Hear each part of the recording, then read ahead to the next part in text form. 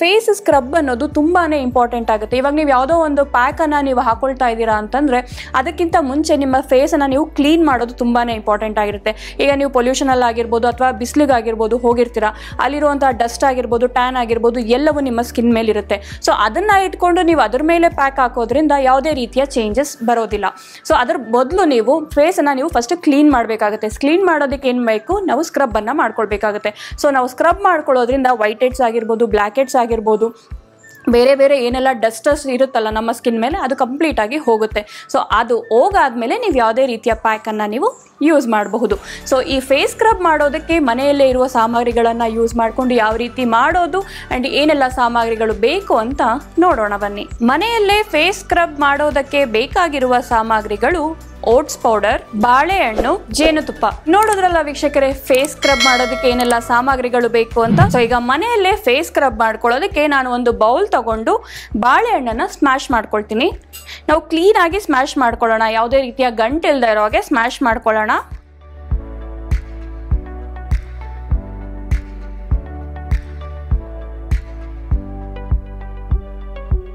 So ಈಗ ಬಾಳೆಹಣ್ಣು smash ಆಗಿದೆ. ಇದಕ್ಕೆ ನಾನೀಗ 2 ಸ್ಪೂನ್ ಅಷ್ಟು ಓಟ್ಸ್ ಪೌಡರನ್ನು ಆ್ಯಡ್ ಮಾಡ್ತೀನಿ.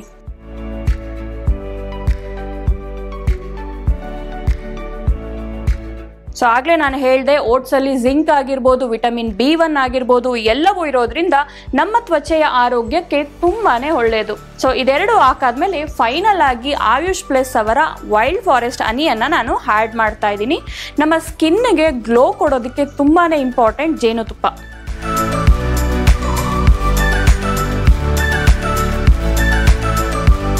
ಸೊ ಈ ಮೂರನ್ನು ಹಾಕಿ ನಾನು ಚೆನ್ನಾಗಿ ಮಿಕ್ಸ್ ಮಾಡ್ತಾ ಇದ್ದೀನಿ.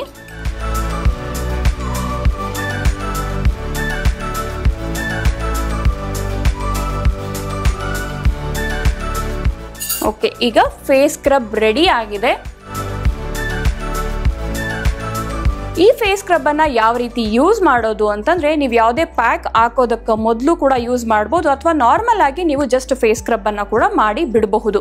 ಈ ಫೇಸ್ ಸ್ಕ್ರಬ್ಬನ್ನು ನೀವು ಕೈಯಲ್ಲಿ ತಗೊಂಡು ಕ್ಲೀನಾಗಿ ಮಸಾಜ್ ಮಾಡೋ ರೀತಿ ನೀವು ಸ್ಕ್ರಬ್ ಮಾಡಬೇಕಾಗತ್ತೆ.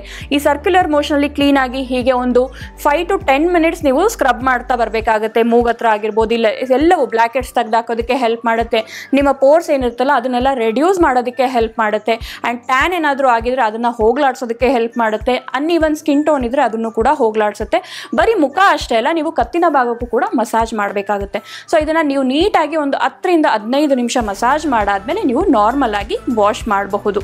ಸೊ ನೀವು ವಾಶ್ ಮಾಡಾದ್ಮೇಲೆ ಒಂದೇ ಯೂಸ್ಗೆ ಹೇಳ್ತೀರಾ ಏನೆಲ್ಲ ಚೇಂಜಸ್ ಇರುತ್ತೆ ಅಂತ. ಯಾಕಂದರೆ ನಿಮ್ಮ ಸ್ಕಿನ್ ತುಂಬಾ ರಿಫ್ರೆಶ್ ಆಗುತ್ತೆ, ತುಂಬ ಫ್ರೆಶ್ ಫೀಲ್ ಮಾಡುತ್ತೆ. ಯಾಕಂದರೆ ಕೊಳೆ ಎಲ್ಲ ಹೊರಟೋಗಿರುತ್ತಲ್ಲ, ಸೊ ಫ್ರೆಶ್ ಫೀಲ್ ಮಾಡುತ್ತೆ. ಇದನ್ನು ನೀವು ರೆಗ್ಯುಲರ್ ಆಗಿ ಯೂಸ್ ಮಾಡೋದ್ರಿಂದ ಒಂದು ವಿಸಿಬಲ್ ರಿಸಲ್ಟನ್ನು ನೀವು ನೋಡಬಹುದು.